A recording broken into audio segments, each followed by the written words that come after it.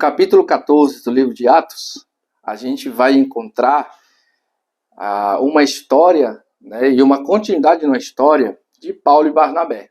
Olha só, no versículo 1, disse que eles foram expulsos de Antioquia. Aí eles foram para Icônio, onde eles entraram na sinagoga dos judeus. E muitos ali ouviram a palavra do Senhor. Muitos judeus incrédulos, no versículo 2, judeus que se preparavam para apedrejar Paulo e Barnabé, estavam ali também para contrariar a palavra de Deus. No versículo 6 e 7 disse que Paulo e Barnabé fugiram para Listra e Derbe, e ali eles continuaram a pregação do evangelho. E em Listra e Derbe foram cidades de Licaônia, né, que pertencia à região da Galácia, Gálatas 1 e 2. Então olha só, a pregação da palavra, o confronto com a verdade, ela causa o quê? Ela causa perseguição. Por quê? Porque quando a palavra está sendo ministrada, ela vai mexer com o mundo espiritual. Ela vai mexer com a obra das trevas. Então, sempre que Paulo se levantava para pregar no lugar, vinha perseguição. Eles fugiam para outro lugar, pregavam o evangelho e vinha perseguição. Que lição eu tiro aqui com esses textos aqui de Atos 14 até o versículo 7?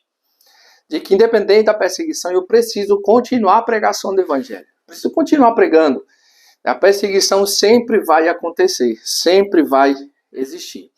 E claro, Deus continua mostrando o seu amor e a sua fidelidade em relação à obra que ele tem com a gente. Por exemplo, nos versículos 8 em diante, a gente encontra a cura de um paralítico, né, que possuía fé para ser curado. Então, olha só o que diz. Em Listra, Paulo curou um homem que era coxo desde o seu nascimento.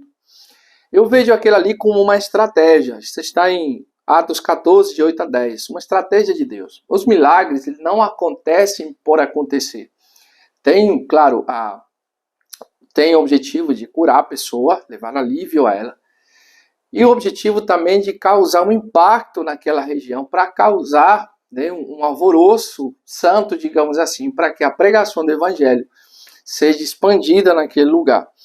E aqui, que é para a palavra de Deus, diz em versículo 11 e 13, diz que as pessoas daquele lugar de Listra, eles tentaram adorar Paulo e Barnabé como deuses, Mercúrio e Júpiter. Olha só, eles tinham as crenças totalmente deturpadas, mas quando eles viram aquele milagre, eles acreditaram que dois deuses estavam visitando eles. Então foi Paulo, com muita dificuldade, impedir as pessoas que adorassem, né? E assim, eles não aceitavam a adoração, mas pregaram a Deus, falaram da palavra de Deus. Ok? Então, a questão da cura do paralítico fez com que todo aquele alvoroço acontecesse. O que eu vejo também nesse contexto aqui?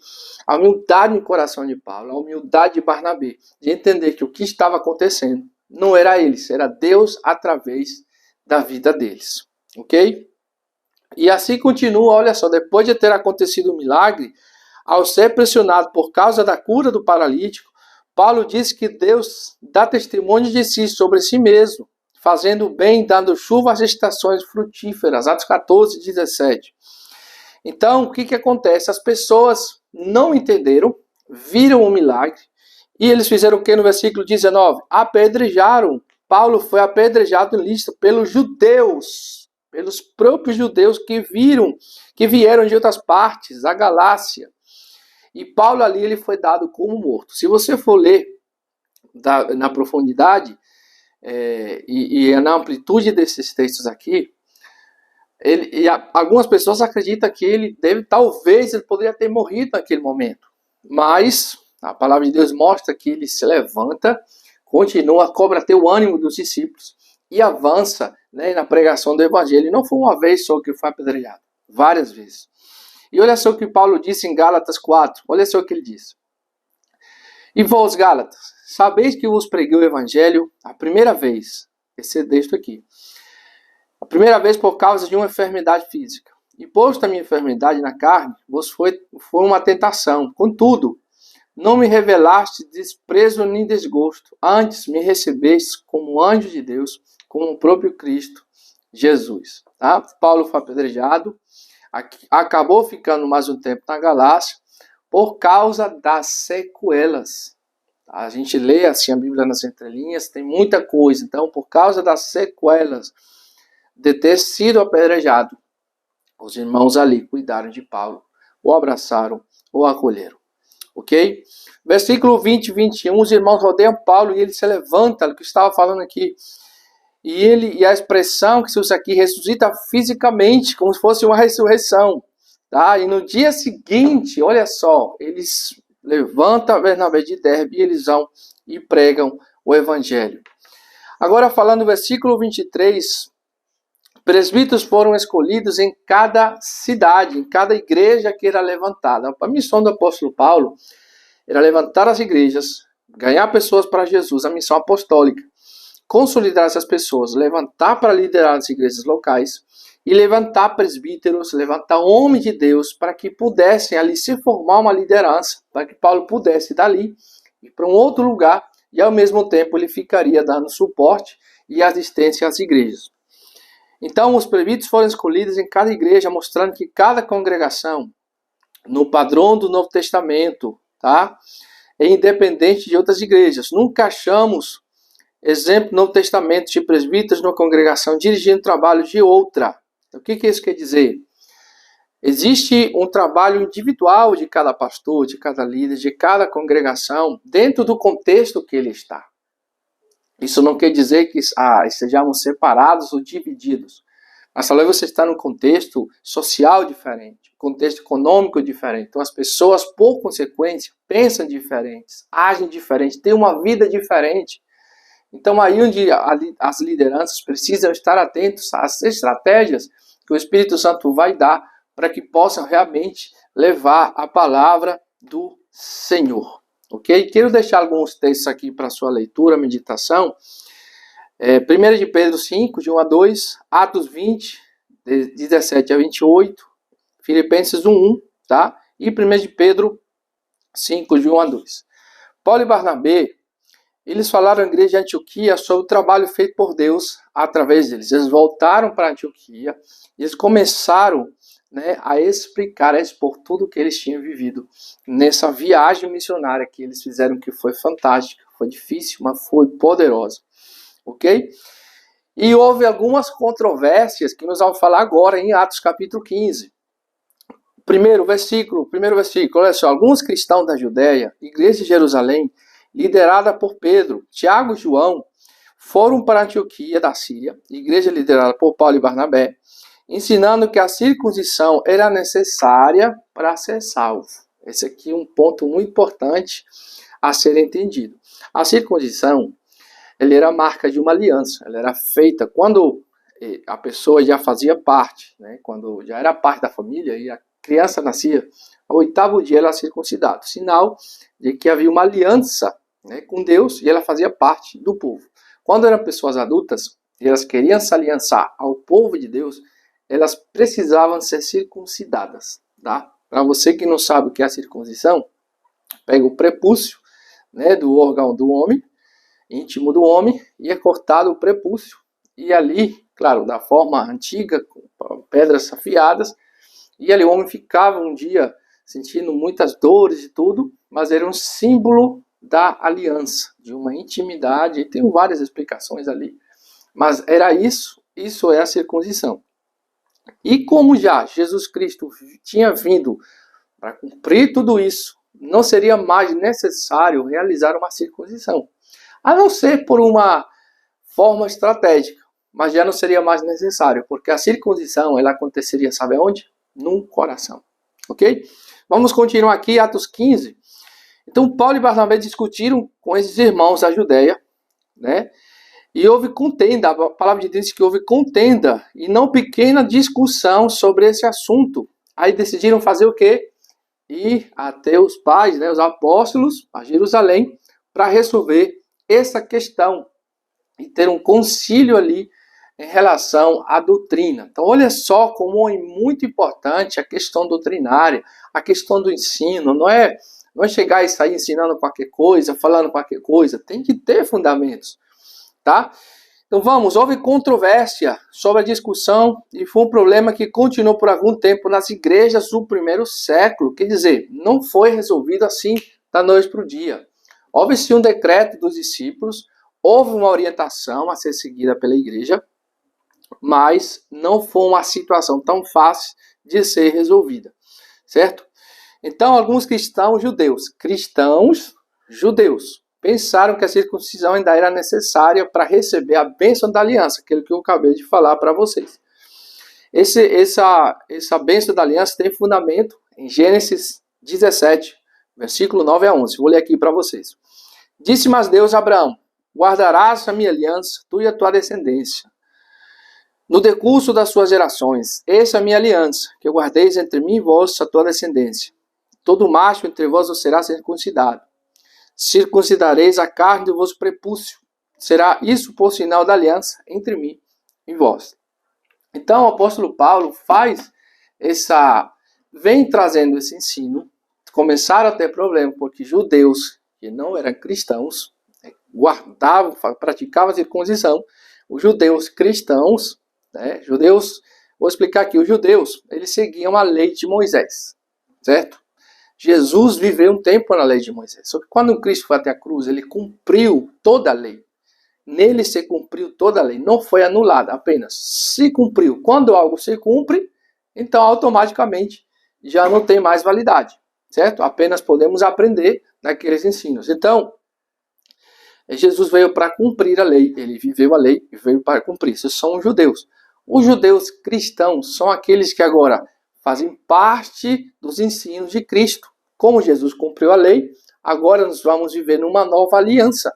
Eles acreditavam que Cristo era o Filho de Deus, enviado de Deus, então seguiriam agora a doutrina de Cristo. A lei de Moisés concluiu e agora vem uma nova lei, digamos assim, chamada graça, certo? Que tem suas implicações e as suas condições.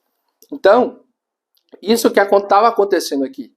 Então, Paulo e Barnabé e outros discípulos foram para Jerusalém, contaram os irmãos o que tinha acontecido. Chegaram a Jerusalém, relataram tudo, versículo 4. Os apóstolos e presbíteros se reuniram para examinar a questão da circuncisão. E toda a igreja estava ali para ouvir. Eles estavam sentados para ouvir o que eles estavam falando. Isso me lembra muito podcast, né? Lembra muito podcast. Então, olha só que interessante.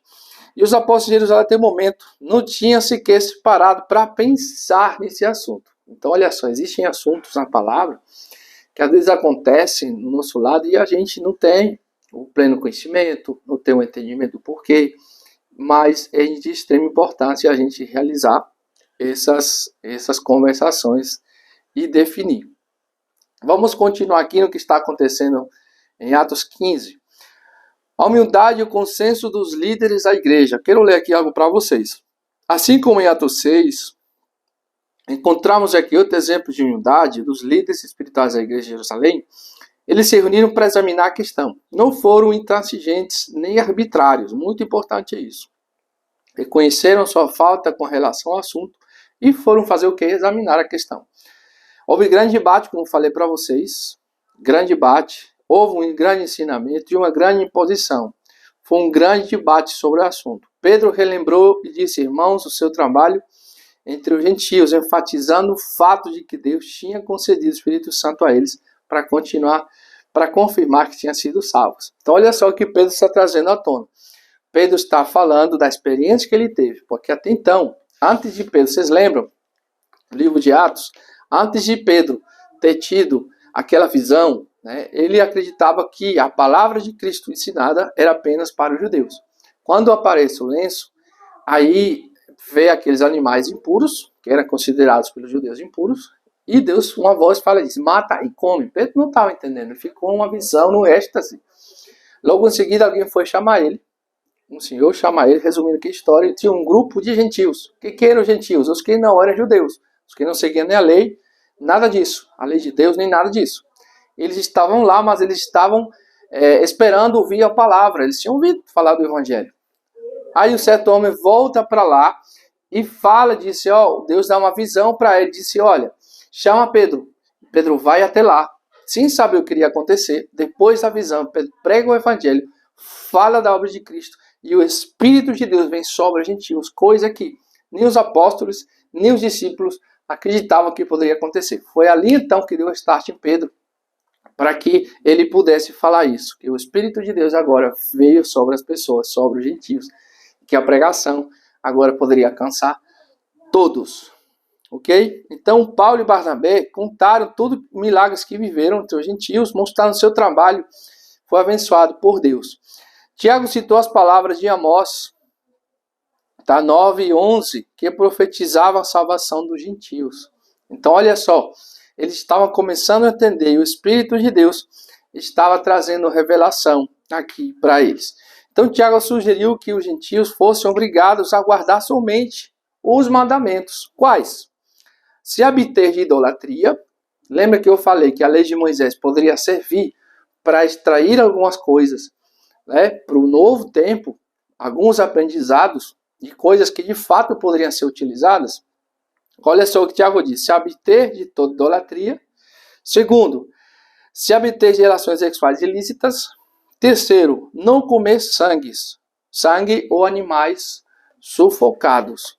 Tá? Então a igreja resolveu enviar uma carta pelas mãos de Paulo, Barnabé, Silas e Judas Barsabás para corrigir esse falso ensinamento que começou, né, com alguns irmãos de Jerusalém.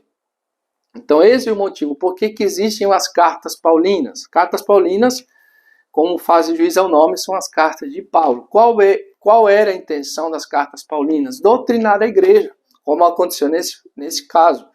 Era escrita uma carta, e essa carta rodava nas igrejas da Ásia. Passava pela igreja de Éfeso. Umas eram, claro, direcionadas especificamente. Existem cartas aqui com direcionamento específico para a igreja de Éfeso. Mas isso não quer dizer que a igreja de Coríntios não poderia aprender com a carta direcionada a Éfeso. E assim temos aqui, consideradas inspiradas, duas cartas aos Coríntios, à igreja de Coríntios.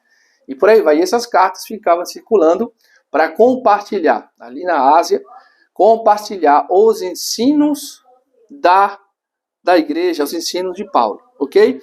E assim se escreveu essa carta para que fosse divulgado, né, o posicionamento desses homens de Deus aqui, tá bom?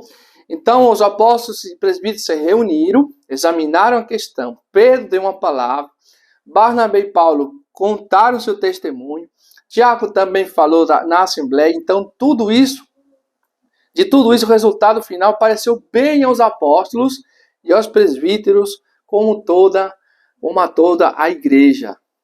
Então, você vai, tudo que eu falei aqui, depois de Atos 15, do versículo 1 até o versículo 22, tá? Eles não estavam criando novas regras, apenas resolvendo questões que não eram mais necessárias, ok? Vamos avançando então. Quando a palavra de Deus fala de que pareceu bem aos apóstolos e uma grande responsabilidade humana.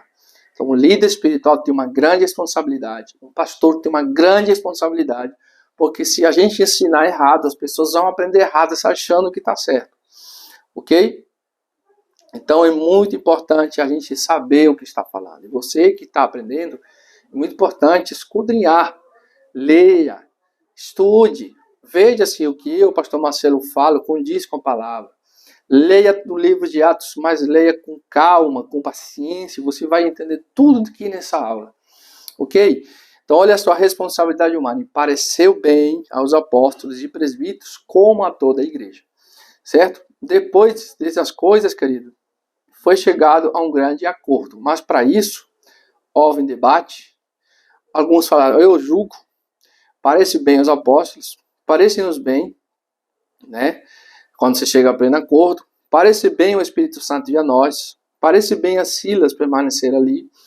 Paulo quis que Timóteo fosse em sua companhia. Decisões tomadas pelos apóstolos e presbíteros em Jerusalém. Também encontramos isso em Atos 16:5 e Atos 16:3. Então, o que eu quero falar com isso é a responsabilidade, a importância da responsabilidade de nós como líderes espirituais. Certo? Tá tudo claro, tá aí? Tá dando tudo certo? Vamos falar agora sobre a segunda viagem missionária, né, de Paulo. Versículo 37 e 39, Paulo e Barnabé, olha só, não concordaram sobre João Marcos. Barnabé quis levar Marcos, mas Paulo não confiou nele porque esse os tinha abandonado na primeira viagem, certo? Barnabé levou consigo Marcos e navegou até Chipre. Olha só, Atos 13:13.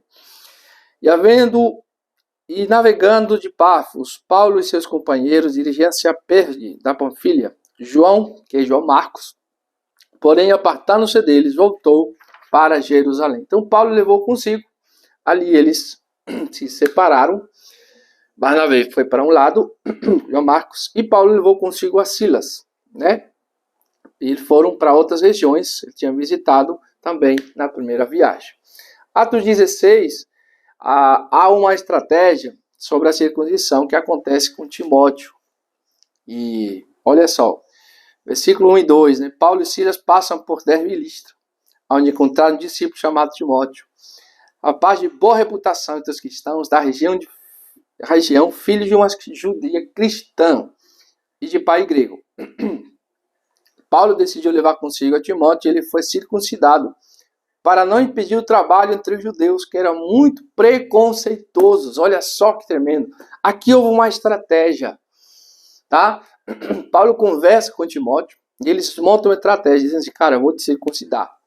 Mas apenas uma estratégia, certo? Então, algumas coisas, nós vemos aqui, foram feitas como estratégias, tá? O livramento de Deus para Paulo e Silas. Eles estavam na cadeia, na prisão, Atos 16, 25 e 26. Um terremoto livrou Paulo e Silas da prisão. O carcereiro tentou se suicidar. E Paulo impede que o homem cometa suicídio. E ele pergunta, o que devo fazer para ser salvo? Paulo disse, crê somente será salvo, tu e a tua casa. Certo? Naquele dia, Paulo poderia ter fugido. Mas ele entendeu que Deus tinha um plano na vida daquele homem. Eles foram na casa daquele homem, ele entrega a vida a Cristo e a família toda. Uma lei importante, judaica, é que se o homem, o pai de família, se converte a um determinado tipo de religião, toda a família vai junto. Não tem questionamentos. Todos vão juntos. Por isso que Paulo disse, será salvo tu e a tua casa. A importância do papel masculino na liderança sobre isso. Tá? Claro, o carcereiro precisava crer em Jesus. Ok? Atos 17, Paulo e Silas em Tesalônica. Tá? Paulo e Silas em Tesalônica. Paulo e seus companheiros passaram por Anfípolis. Paulo começa a ensinar na sinagoga sobre Jesus, morte e ressurreição. Alguns judeus, muitos gregos e muitas mulheres foram convencidos pela pregação de Paulo. Então, o ministério de Paulo também se estende, tá, para os gregos, para os não-judeus. E sempre teve perseguição dos judeus, porque eles não conseguiam aceitar nem entendiam o poder da nova aliança. Capítulo 17 de Atos, temos aqui a nobreza dos judeus berianos, tá? Esses homens, eles eram muito treinados no conhecimento da palavra. Atos 17, 11, ok? Os irmãos de Tesalônica enviaram Paulo para Bereia, ok? Paulo prega também em Atenas, versículo 16 e 17, quando há uma revolta no espírito de Paulo e ele ensina, ele prega ali em Atenas, né? Fala contra a idolatria, ele dá uma mensagem de criacionismo, dá uma mensagem poderosa, só que ali naquela época, no Areópago, se reuniam os mais sábios, os filósofos, para discutir sobre as coisas da vida.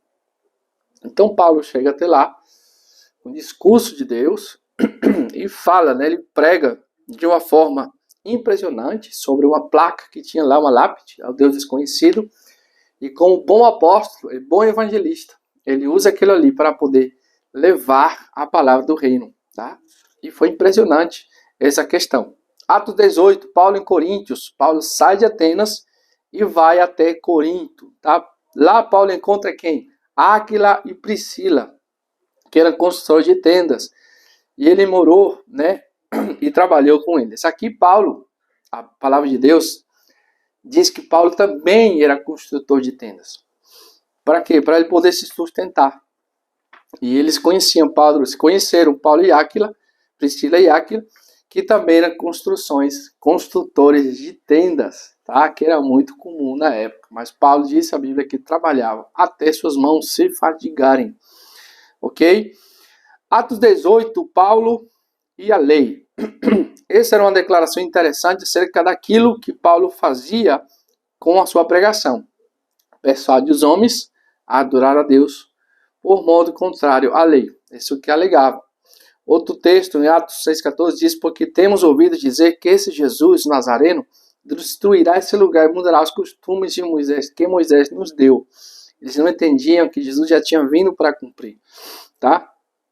Então, a verdade bíblica a respeito à lei, né, era Paulo estava tentando trazer, explicar para os judeus que era chegado um novo tempo que iniciava com Jesus. E em Atos 18, já caminhando para o final, se levanta um homem chamado Apolo, homem eloquente e poderoso na palavra.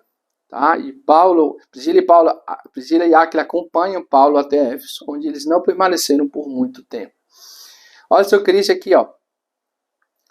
No versículo 18 é mencionado, né, um voto feito por Paulo, mas sabemos muito pouco a respeito dele. Os votos dos judeus eram voluntários. Paulo, evidentemente, não foi contra a participação dos costumes judaicos, certo? Mas não permitiu que os gentios fossem obrigados a guardar a lei de Moisés. Tá?